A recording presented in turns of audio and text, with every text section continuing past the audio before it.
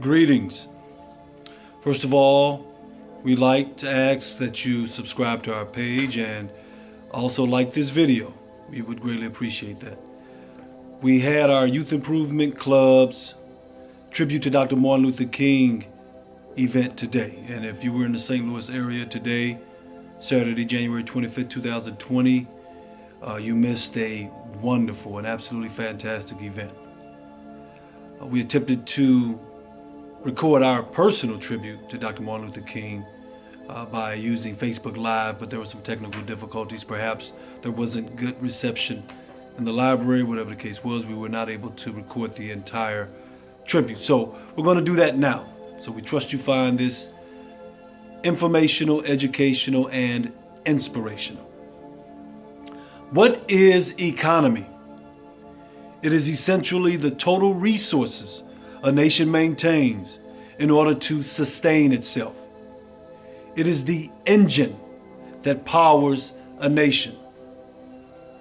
Rome, nearly 1,500 years ago, started disintegrating in large part due to its declining economy, an economy depleted by oppressive taxation of its citizens, constant wars, and spending.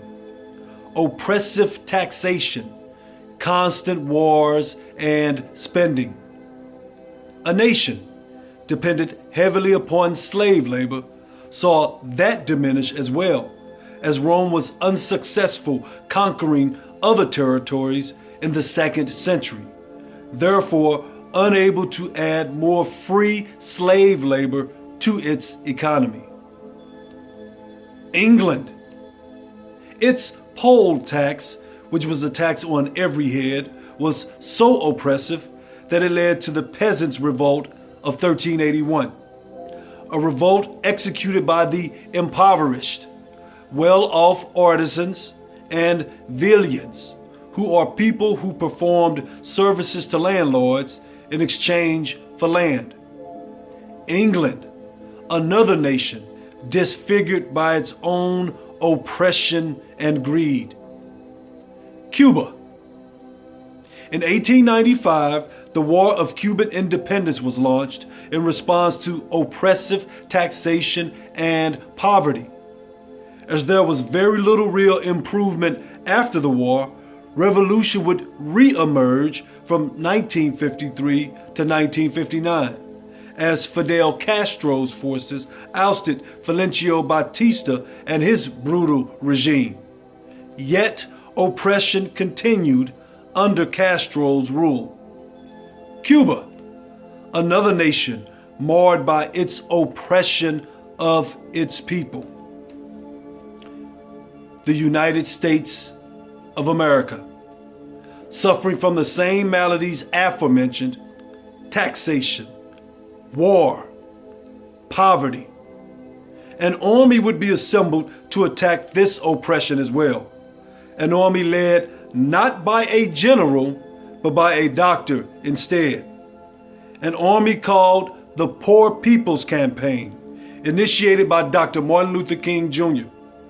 An army that on June 19, 1968, after the assassination of Dr. Martin Luther King, saw 50,000 nonviolent troops march on Washington, D.C.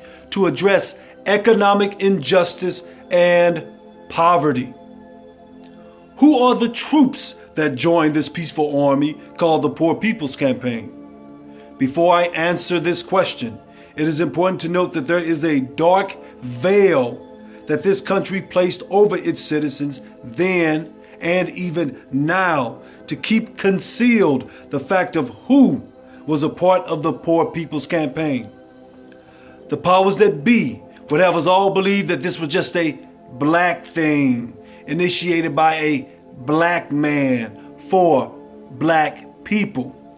However, as my master teacher often reminded us, falsity cannot stand before truth. Therefore, the truth of the matter is that Dr. Martin Luther King Jr. was able to impress, therefore gain the attention of not only blacks, but Native Americans, Mexican Americans, Puerto Ricans, and agricultural whites. 78 people from a combination of these ethnic groups were part of the Poor People's Campaign's Planning Committee. Even American Quakers joined Dr. Martin Luther King's movement via their organization, American Friends Service Committee. Brothers and sisters, the morally and ethically bankrupt have been convinced by their own secret enemy, the enemy within, that their true power is their control over others. But the aspiring student of life and living it and reality know that the only true power is the power that one exerts over himself. Over himself. Only one with his beast nature prominent attempts to wield power by influencing others to do his selfish and covert bidding. True power is attained as we become first acquainted with our higher or soul nature, and then activating it to control our lower beast nature. Therefore, brothers and sisters, we should be very careful desiring power. Instead, we should aspire for consciousness. Consciousness. Our cosmic brother, Dr. Martin Luther King Jr., sacrificed his life for the fair and equitable redistribution of this country's wealth, land, and resources. Dr. Martin Luther King Jr. sacrificed his life to awaken the masses globally to the hypocrisy and evil of war. Despite their own war against people of color in this country, the deceptive powers that be would convince the impressionable masses that these same people of color, despite being oppressed by their own country, should prepare to forfeit their lives in order to oppress other people of color in a foreign country.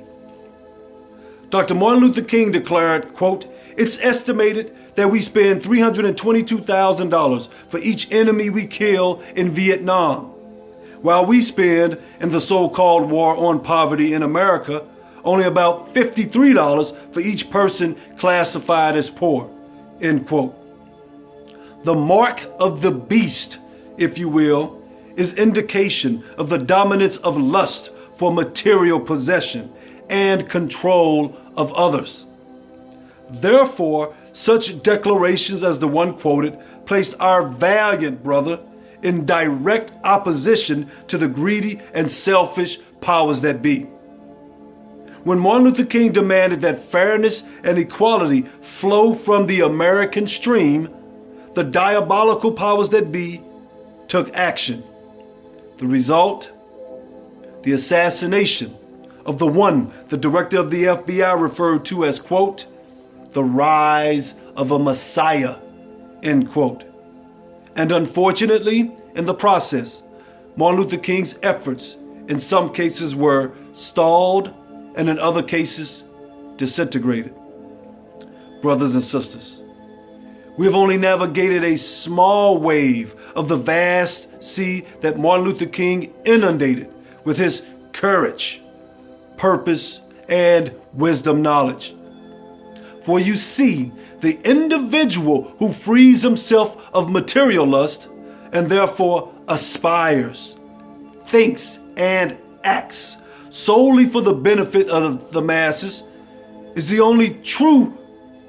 one truly performing divine duty. Regrettably, he then makes himself an enemy to those who fear losing their power to deceive and dominate the masses. Brothers and sisters, it was neither accidental nor incidental that his last moments on this earth plane were at the Lorraine Motel. Lorraine comes from a Germanic word that means famous army.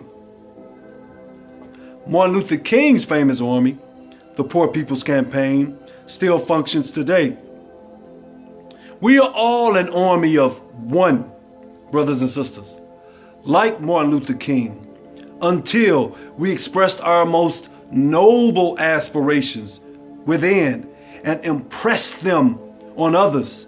And upon doing so, we replicate our aspirations so that an army of 1 becomes 2, 2 becomes 4, 10 becomes 20, 1,000 becomes 2,000, and so on, in creation of a peaceful yet powerful army with the most noble aspirations as its call of duty.